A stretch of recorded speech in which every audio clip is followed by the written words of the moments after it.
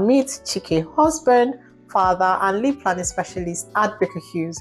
Chike moved to the UK on a student visa less than 3 years ago and was able to secure full-time employment with Baker Hughes before finishing his studies. In today's episode, Chike shares with us the mindset, the job hunt, and the community connections that open doors for him and how you can do the same in 2025. So grab your notebook, grab a cup of tea, and let's get into this inspiring conversation with Chike together.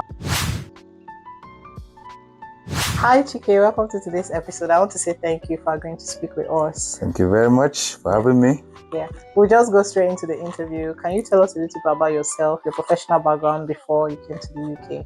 Okay, thanks a lot. So my name is Wadiwe Chike. So I came to the UK in 2022, but before then I was working in Nigeria. I was working with SNEPCO, Shell Nigeria Exploration Company. Yeah, so I've been in the oil and gas industry for say close to 12-13 years now. Started off as junior planning engineer with Oil Serve Limited in Port Harcourt. Okay. Yeah, so Oil Serve was the first place I worked. That's cool. That was where I lived in Port Harcourt. Maybe I would have seen you once or twice. I'm sure you would have, but maybe by then you would have known me. So that job was the beginning of everything you see now. It was where I learned everything I know now. Okay. Yeah, it's a very good place. I started my career. I was on Oil Serve for 6 years. Okay. Yeah, so moved from planning. I did tender planning. I was going for bid evaluation and submitting bid. I worked with the bid team. Okay. Yeah, so then I moved to Shell in 2018. Yeah, moved to Lagos from Port Harcourt in Shell as a senior planning and control engineer, supporting the Bunga FPSO platform as brownfield planning engineer for Bunga. So I think I was in Shell for 4 years. Oh, okay. Before I decided to move to the UK. Okay. Yeah. It sounds like you had quite a lot of experience in Nigeria already. Yes. And had already built your career. Yes.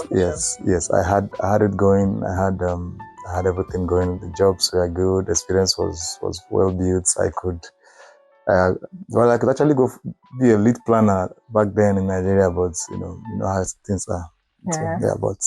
Experience was already good in Nigeria. Okay. I guess the first question that will be in my mind and the mind of everybody, I'm sure, would be if you already had your career, already had a life plan in Nigeria, why did you decide to come to the UK? That's a good question. Yeah, so the search and the quest for knowledge is unending. Before the UK, I wanted to go to the US. Okay. Yeah, so I applied to school to do my PhD in the US. Okay. Delaware University, but unfortunately I didn't get the funding. And I was like, okay. Let me try the UK. Okay. So because in my career, my industry, I needed something better. I needed to move up a notch, in my professional qualification, and I said I needed to get a master's degree from the foreign university. Okay. So I applied to Uni Aberdeen, I applied to RGU, I applied to Marriott Watt, but these are the schools I feel we are doing things that pertain to my career then. But I settled with RGU. And the course I did here was, I think, construction project management. Because I was already doing something in project management as a planning engineer. So this was the reason, just to come and become a better version of myself. And so that should be the main reason of moving to the UK. That resonates with me as well, because before I came to the UK, I had a business in Nigeria. My husband as well wanted to come here for his studies.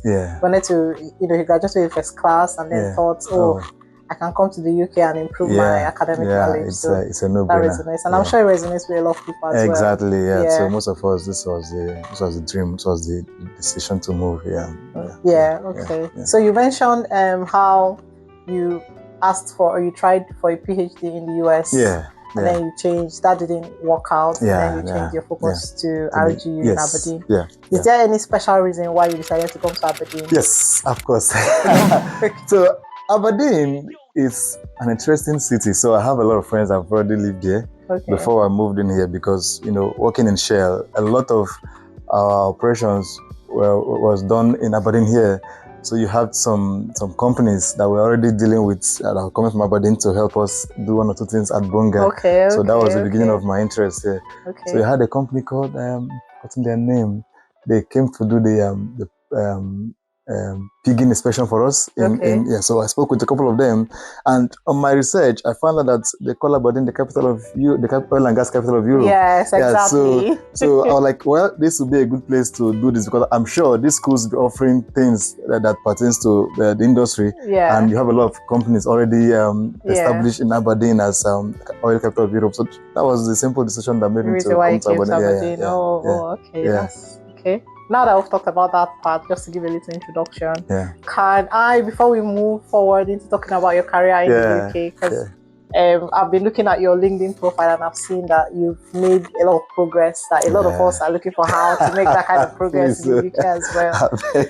But before we get there, can you talk to us about your study when you were studying in RGU? How were you able to secure admission? Yes. And how was the academic process for you? Yeah, so it was easy because I had experience at the school I was looking for. Okay. Just applied to RGU. I checked the website. I saw that, well, I'm already doing this thing. This is project management is what I was already doing. So I think the closest course to that was what they were offering. So I just applied for that straightforward, and I got the admission. In fact, I got admission in RGU. I got with University of the West of England. I got with Herot Watts. Yes, I got 3. But I think we decided to settle in Aberdeen. So, because of your connection to Aberdeen already. Yes. Professionally, correct. And yes. Your relationship. So that was the reason why we settled with RG. Okay. How was studies? How compared to? It must have been a long time between when you did your BSc and it was, when you now decided to do your master's. Interestingly, I have an MBA. Okay. Yeah, so I did an MBA, but it was more of online thing, so it wasn't as strenuous as this one. Okay. Yeah, so having to be in class, with kids at home. When you come back, they don't know whether you're in school or not. They want to have that time with their dad, and so it was a bit challenging. I agree. So but it was fun. It was fun. You had to dig deep to go back to when you were a student, because there's no point in trying when you know you're going to fail. So the whole idea was you need to do this and do it well. So the challenges I faced at that time was family. Family. My wife too was trying to get something doing in the UK, taking care of the children.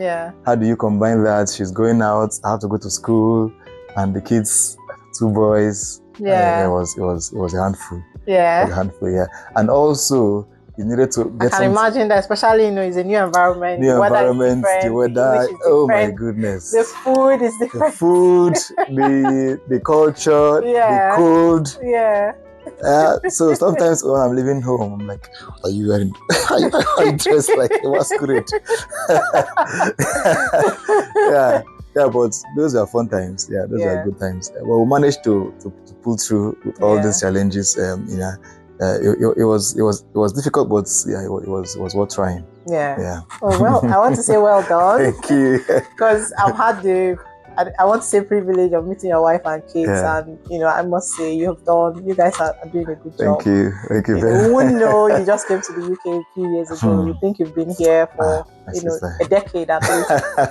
But it's good to see. Chike, I have an insight tip. Okay. So I know that you were able to secure a job while you were still a student, while you were still studying. So we would love to know how you're able to do that. Okay. Thank you. Your insight tip is correct.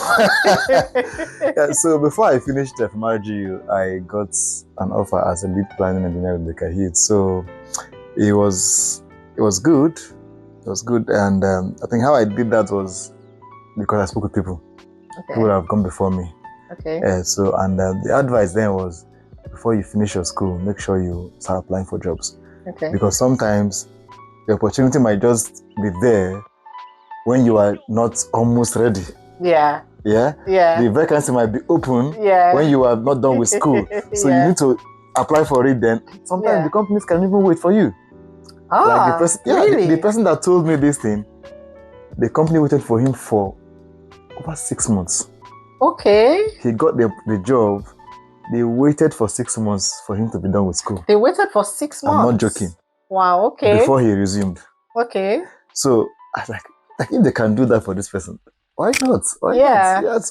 So that was the mindset I had. So I was applying for jobs before I finished my program. Okay. So I then I got this one. Oh, so you were applying. You know, it's funny because a lot of people don't think a company can wait for you. Exactly. I mean, the ideology we have, immigrants have when we come to the UK is that jobs are difficult to find. You apply to 5,000, 5 million employers before you're able to get a job. But you know, the fact that a company can wait for you, can get a job while still a student. They can wait. Wow, okay. I'm not joking, they can wait. Okay. Depends on your experience, what you bring to the table, how the interview went. Okay. When they see what they want, they know. They know what they want. And like, why can you not start now? What are the impediments? Why can't you start now? You say, I'm still in school, blah, blah, blah. How long will it take you to be ready for this job? Okay. You can say 4 months, 5 months. Okay. But let's see how it goes. And you'll be shocked. Within that 4 months, they've not gotten a replacement. You will get a job. Really? Yes. Okay. Okay. Thank you for sharing this. Yeah. So Thank you for sharing this. It's a nice tip to share. Okay. Can I ask, in line with this now, is there anything special you did? Were you applying only to jobs that you had experience that fit your experience, or yes, were you only applying to those kind of jobs? Yes.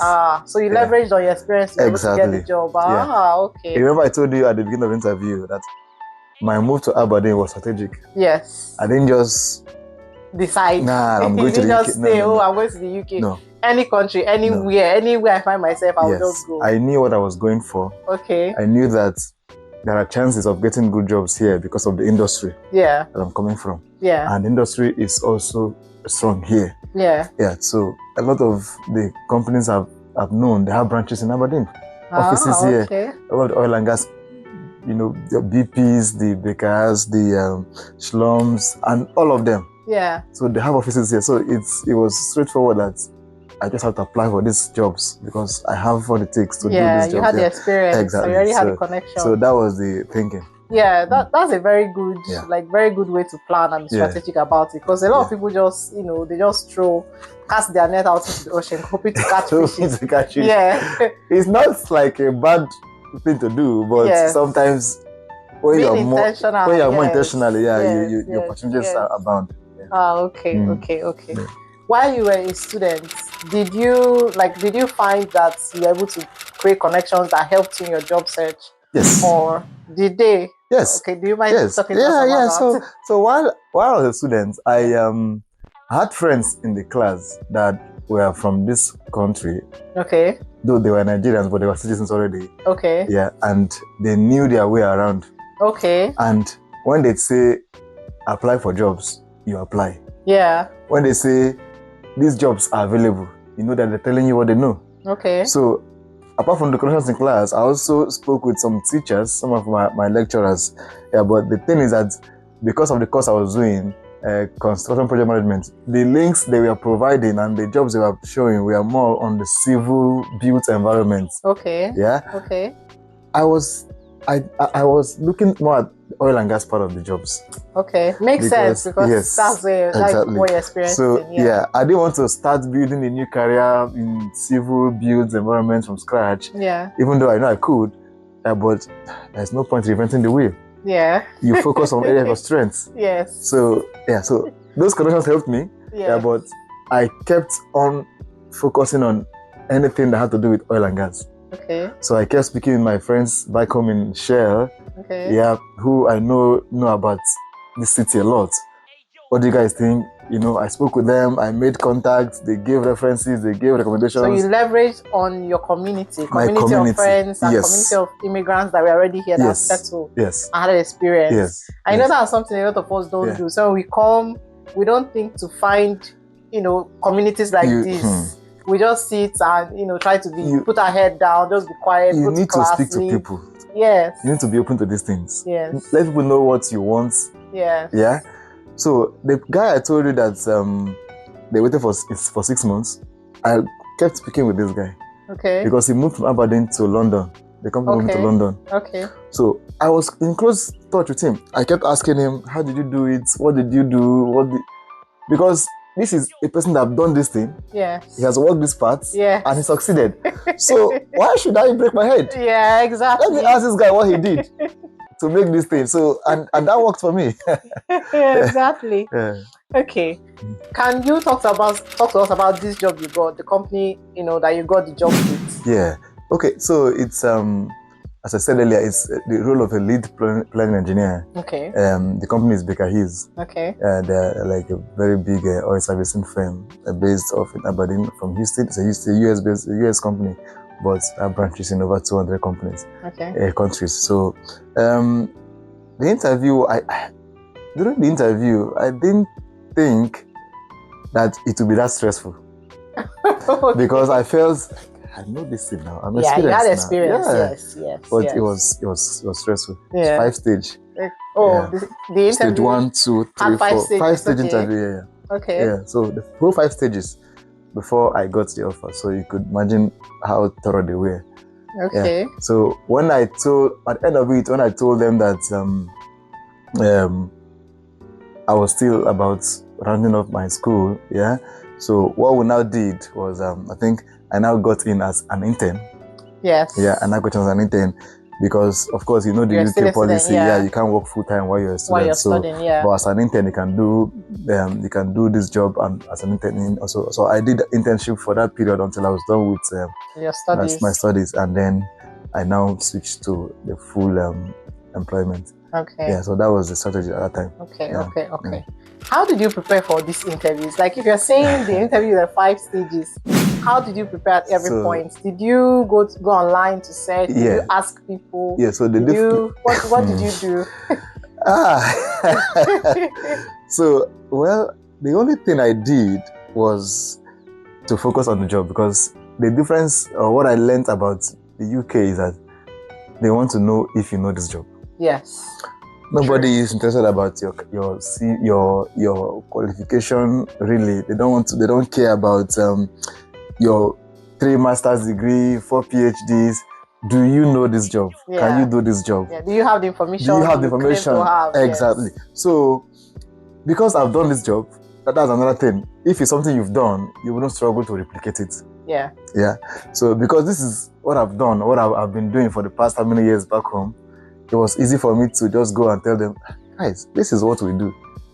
Do this, risk, blah, blah, blah, blah. Yeah. So I was just in my natural habitat as a planner during these interviews. Yeah. Yeah. So the questions are not like something strange. So planning is similar worldwide. A table is table in UK. A table is table in US. Yes. So just like that.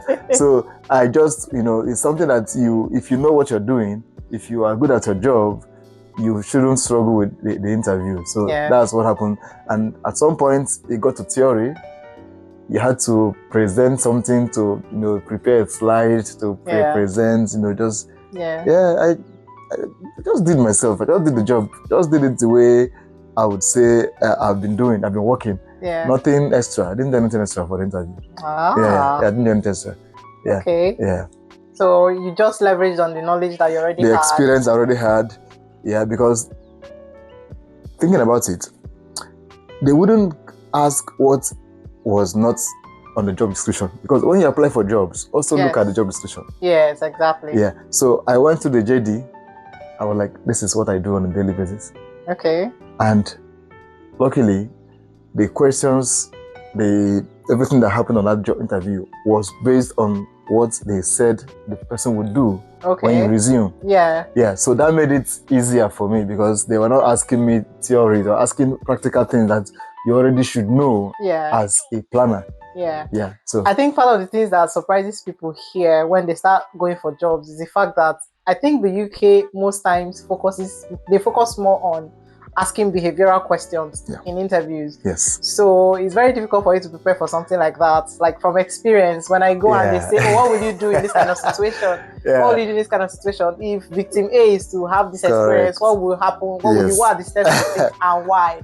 So when I looked at questions like that, it's very difficult for you to prepare for it. Yeah, Do so you have questions like that? yeah, so How were you when I able to told you that I had 5 stages, Yeah. one of those was behavioral. Okay. One stage. One full stage. Yeah. Okay. Nothing technical, just to know the kind of person you are. Yes, Yeah. exactly. How much of a human being are you? Yeah. Do you have conscience? Yes. How do you react to things? Yes. You know, questions like a team member is struggling to meet up or is delaying your output. Okay. A team member is an input to your output. Yeah. He's delaying your work. Yeah. Nobody is seeing him, but they're seeing you as not delivering.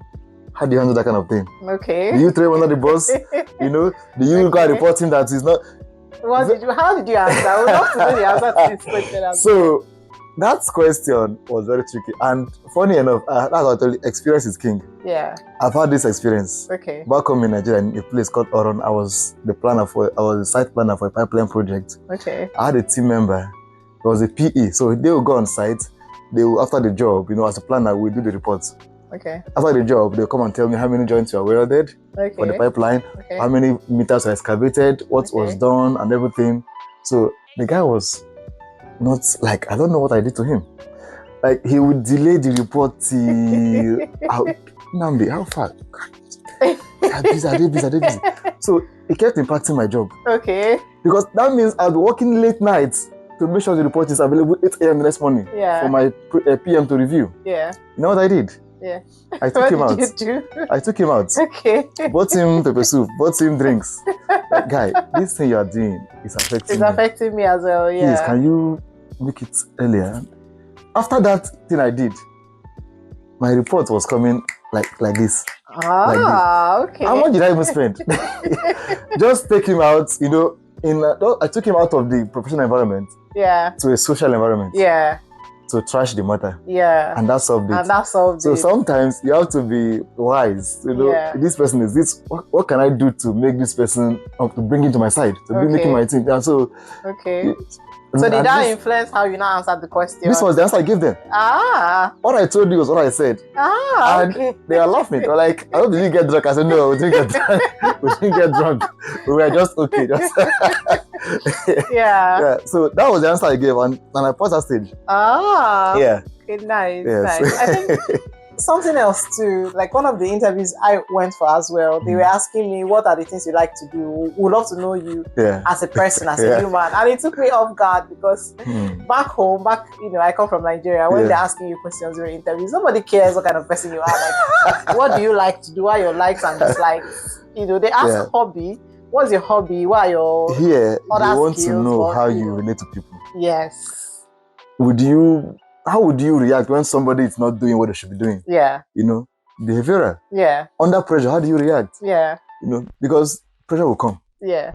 People will offend you. People will make you angry at work. Obviously. Would you throw punches? Would you begin to use curse words? So those are the reasons why they ask for these behavioral questions, to see whether you are the kind of person that they want to have around. Okay. You might know the job. You might be very good at the job. But are you a team player? Are you somebody that fit into the company culture? There are cultures that these companies have. Yeah. You know, do you respect people? Yeah. Are you easy to get along with? And so forth. Yeah. Okay. Okay. Thank you very much for sharing all of these tips with us. I mean, me myself, as I'm talking to you, I'm learning and I'm getting things that I'm going to use. You know, my next it's a continuous improvement. Hopefully, I get a job with Baker Hughes as well. Fingers crossed. You know, I hope my employers are actually not watching this video because it's not like I'm trying to, lose my job. The next question I want to ask is: working in the UK now, how do you compare that to the work environment where you're coming from? Are there are things easier? Are things better? What are the things that you feel are better back home than here? Okay, yeah. So I think things better back home than here, quite some. Okay. Yeah. For instance, back home, people tend to actually care. Okay. Yeah. When you don't come to work, when you have family problem, when you are sick, that kind of thing. Nigerians are more. Yeah, they're more like family. As a community. More community focused. Correct. Yeah. Nobody actually cares. Yeah. In fact, I think it's part of the policies. People don't get to your private life is difficult. I think they give you your space here. Yeah. Yeah.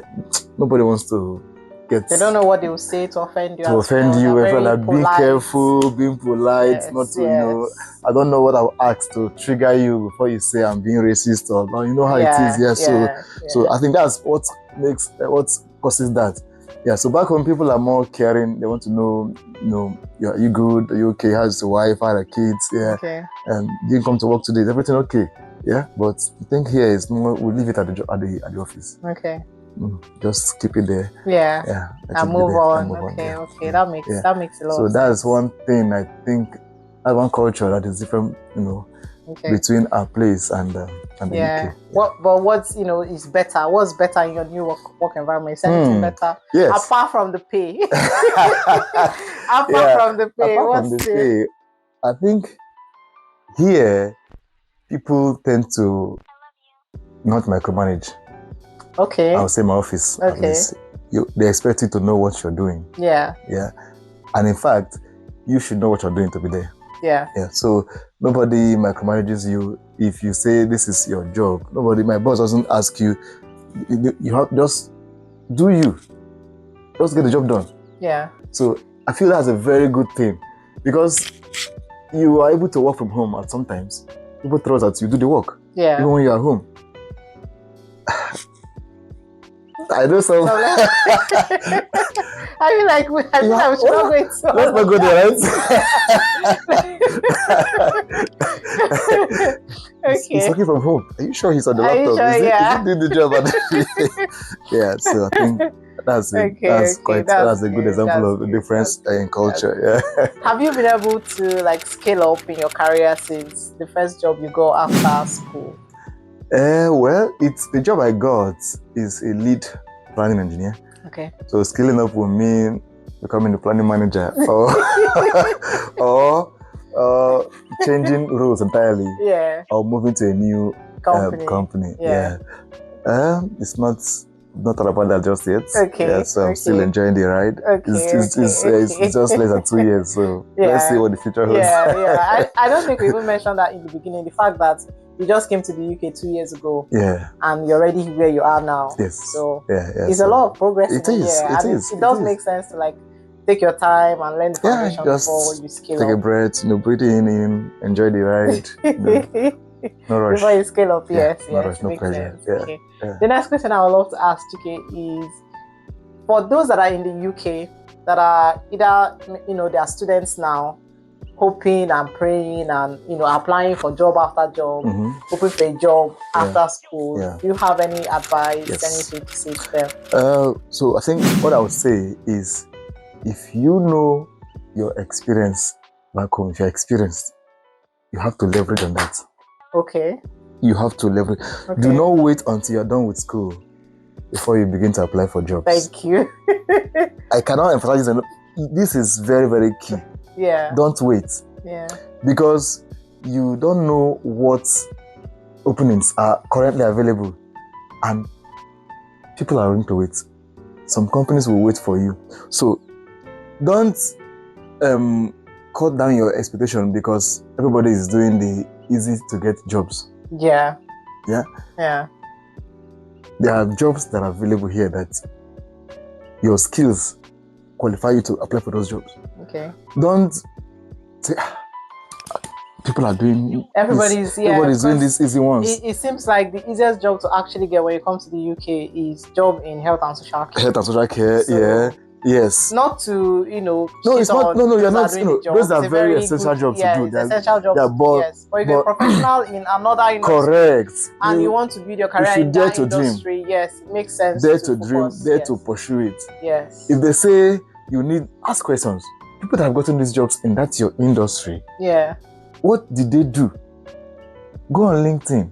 I'm telling you, go on LinkedIn, search for people that you know, or just search for that your job. Yeah. You see people that are doing it. Check their certifications. Okay. If you cannot, go on Google, go on ChatGPT, ask. Okay. You will see that for you to do to be a construction manager in the UK, you need to do A, B, C, D. Yeah. I told that my sister pursue those certifications even while you're still schooling. Yeah. Okay. Might be difficult to get the money, but if you do that, pursue it, you get certifications, with your experience back home, you have a very good chance of getting something here. But another problem that I see our people face is the need or the requirement to get sponsored. Yes. This is a very big problem. Yes. Because I was about to come to that. Yes. That was about to be the next okay, topic. Okay, so let me No, continue because you're already talking about it. Some companies are willing to give you the jobs, but they're not willing to give the sponsorship. This is where people find it difficult.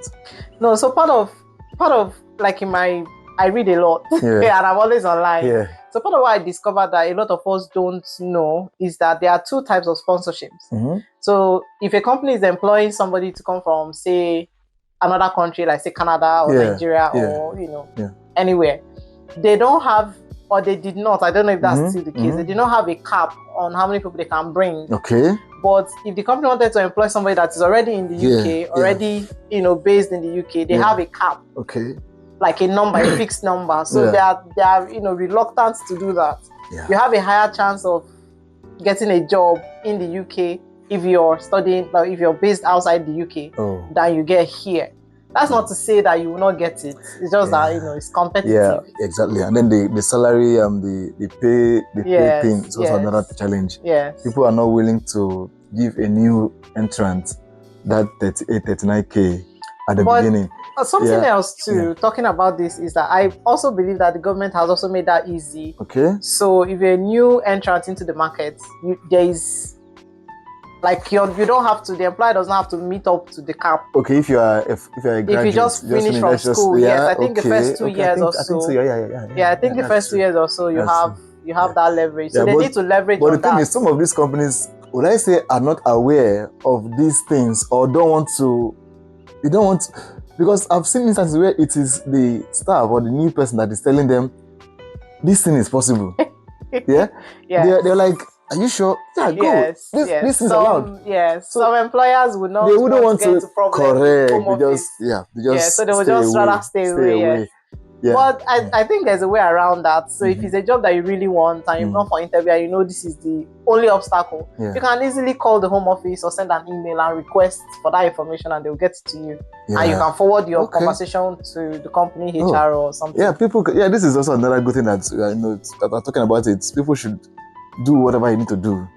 Yes. Let it be that you've given your best to this thing. And it did not work. Yeah. But don't just say, don't try. Yeah. Push. Yeah. Most times you get it. Yes. You don't have. So I think I was talking with someone not too long ago and we were talking about this exactly. Somebody going for a job that the people in that person's circle felt the person was not going to get, was not qualified for.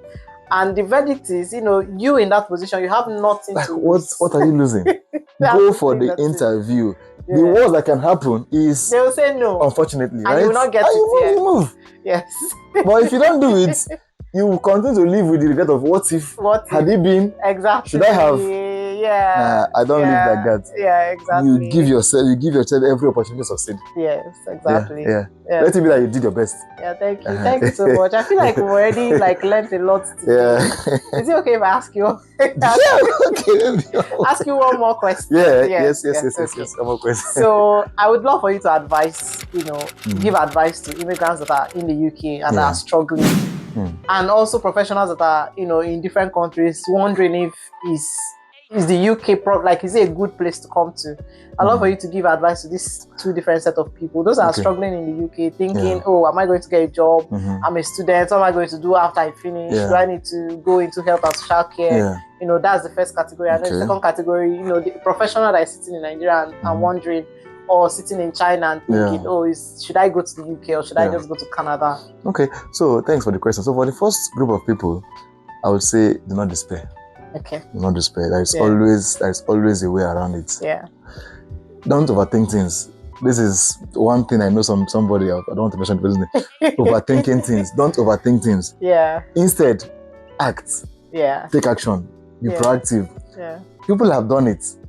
People have succeeded in this place. As students, people have gotten good job at you in health and safety, HSC, in quality, in engineering, in IT, construction, yeah, in IT, the data healthcare science, industry, healthcare. yes.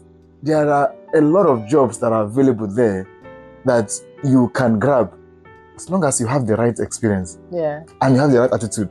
yeah, So focus on your strengths. If you are coming from a place where you've already had some experience that you think are very vital, and you're from your research, there are jobs for you in this place, go for it. While you are still schooling, apply. yeah. Apply for these jobs. Yeah, start applying and from follow day, up. guys. Follow Start applying up. from Start day applying. one. Once you get to the UK, as you just get to the UK as a student, just start In applying fact, for jobs. there are times when apply for the jobs. Let it be that they're telling you that you got this job, but because you are still a student, we cannot take you. Yeah. You have learned the interview process. Yeah. You've learned that you can get this job. Mm-hmm.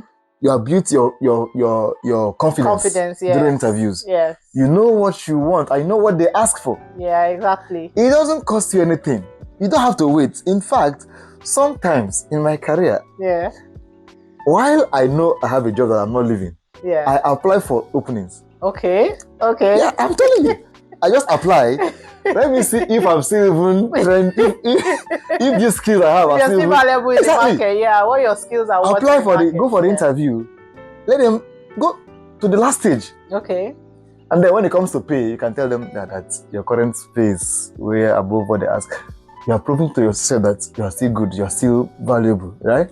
Okay. Do these things. It doesn't cost anything. Yeah, it does. It keeps you on your toes. It keeps you sharp. It keeps you ready for the next move. Yeah. So I think this is my advice for people that are here and thinking it's not all doom and gloom. Yeah. There is always people are making money. People are doing good jobs. Yes. And why can't people are succeeding? Yes. Yes. Why can't you? Yes. Why shouldn't you be the next person? Yes. Yes. Exactly. Why should I not be? Why shouldn't you be the next person? Exactly. Yeah. Why should you want to limit yourself and just don't do that. Okay. And what then, about the professional? Yeah, for professionals that are outside, it's a bit tricky because I don't know how easy it is for these companies to bring people in. You said it's easier, but I don't really know. There are jobs in the UK, professional jobs that I see. If you go on LinkedIn, I'm like, why are people not taking these jobs? Like for instance, in my field, I can just type planning engineer job on LinkedIn. Just check it. You will see. You will see nothing less than 50, 60, 70 across the UK. In England, in Scotland, in Wales, there are planning jobs. There are other industries. I'm talking planning, but this is my field. Yeah, I understand what you mean. So the jobs are there. These people need people to come and do these jobs. Yeah, so it doesn't cost you anything as well. Apply. It's free. Yeah. Just buy data, apply. Yes, it's free. It's free. No, it's free.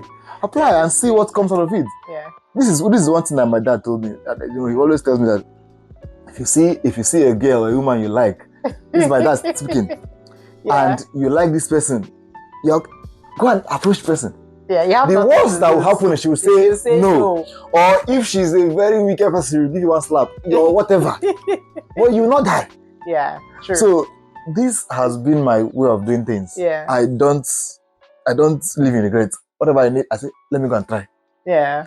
The worst that will happen is I don't get it. Yeah. So guys, apply, make that effort. If you are looking at the possibility of switching from maybe from Canada to the UK or from China or Dubai, make an effort. Apply. Okay. Yeah. Okay.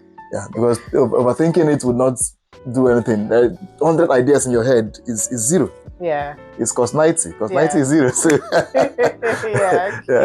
Okay, thank you very much. Thank you so much, Chike. We have learned so much. I have learned so much, and I'm sure our viewers would have learned a lot as well. Thank you. All right, guys. Thank you for having me. Yeah. And hopefully see you next time, right? Yes, definitely. Okay. So we'd love to have you again in the next couple of weeks. Just to talk about, talk more on some of the things we talked about today. But for today, this is the end of today's video. Thank you very much. Thanks, guys. Bye-bye.